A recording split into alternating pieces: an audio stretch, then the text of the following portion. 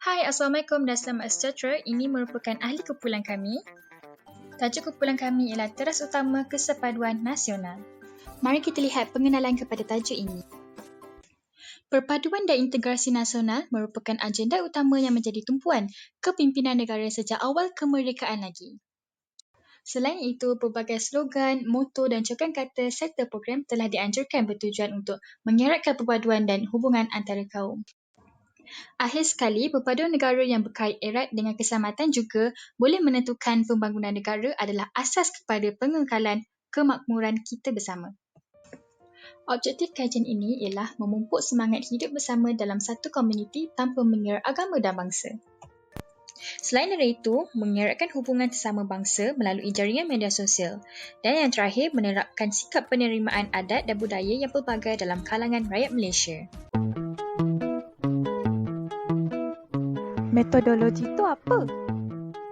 Metodologi ialah penyelidikan yang merupakan kaedah dan teknik mereka bentuk mengumpul dan menganalisis data supaya dapat menghasilkan bukti yang boleh menyokong sesuatu kajian. Kaedah yang kami gunakan adalah melalui borang soal selidik secara atas talian. Juga, maklumat dan data diambil daripada kajian yang berikut.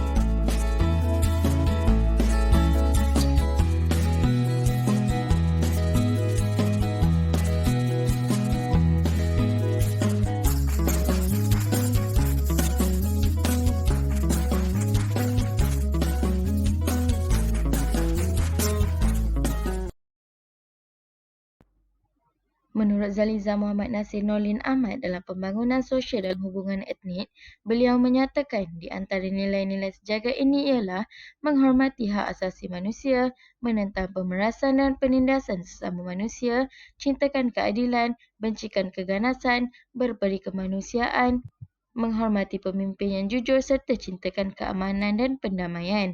Begitu juga dengan sifat-sifat jujur, amanah, menghormati ibu bapa, orang tua dan orang berilmu. Sanggup berkorban untuk negara, berjuang menegakkan kebenaran, bersih, cekap, rajin bekerja dan sebagainya adalah di antara nilai-nilai umum yang dihormati dan dikongsi bersama oleh anggota-anggota dari semua kumpulan etnik.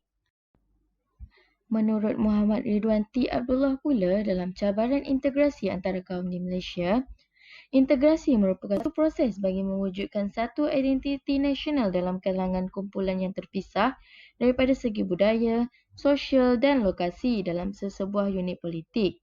Manakala perpaduan pula boleh diertikan sebagai satu proses yang menyatupadukan seluruh masyarakat dan negara supaya setiap anggota masyarakat dapat membentuk satu identiti dan nilai bersama serta perasaan cinta dan banggakan tanah air.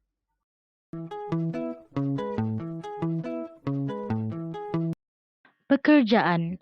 Seramai 86 orang responden sekitar Universiti Malaysia Melaka iaitu 60 orang terdiri daripada pelajar, 23 orang terdiri daripada pensyarah dan 3 orang lain-lain pekerjaan.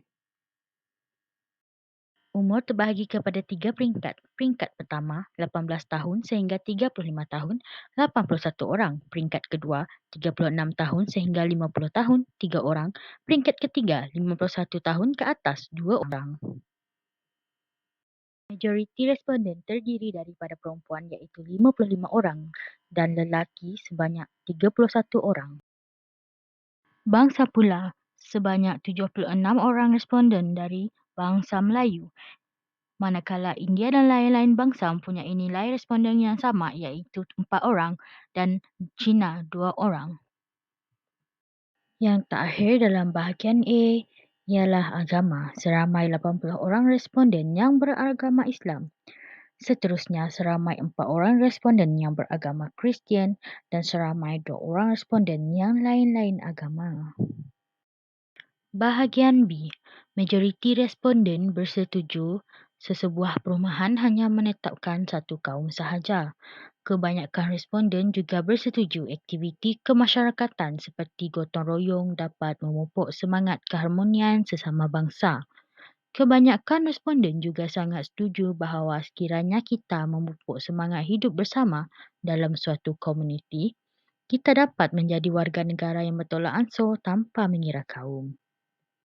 Bahagian C, secara puratanya, kebanyakan responden bersetuju bahawa media sosial dapat meningkatkan interaksi antara pelbagai kaum dan juga platform terbaik untuk menambah kenalan dari pelbagai kaum. Namun sedemikian, kebanyakan responden tidak bersetuju bahawa hak kebebasan bersuara dapat meningkatkan perbalahan antara kaum di media sosial.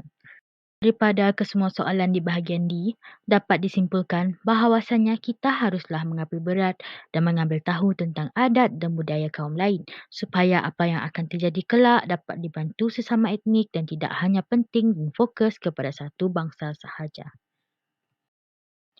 Berdasarkan taburan responden melalui soalan dalam bahagian E, rakyat Malaysia haruslah bersama-sama dalam mencapai kesepaduan nasional untuk negara yang lebih harmoni dan sejahtera.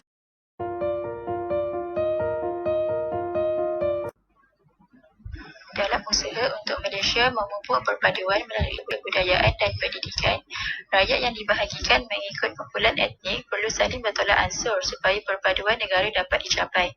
Antaranya termasuk soalan masyarakat majmuk yang menerangkan bahawa Malaysia terdiri daripada pelbagai kaum tetapi masih boleh hidup dalam keadaan aman dan harmoni. Oleh itu, sebagai warga negara Malaysia adalah tanggungjawab kita untuk mewujudkan perpaduan di mana asas perpaduan telah disediakan melalui penumbuhan persekutuan.